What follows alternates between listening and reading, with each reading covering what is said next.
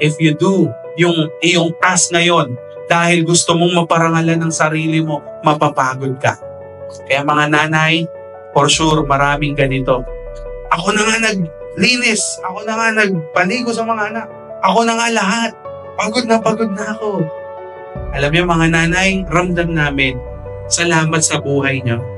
At mga tatay na ginagawa ang best, nagtatrabaho nga ako para sa pamilyang ito, para sa future niyo.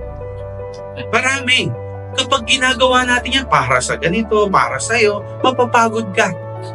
But kung gagawin mo yan, lahat para sa kapurihan ng Panginoon, kahit pagod ang katawan, tuloy pa.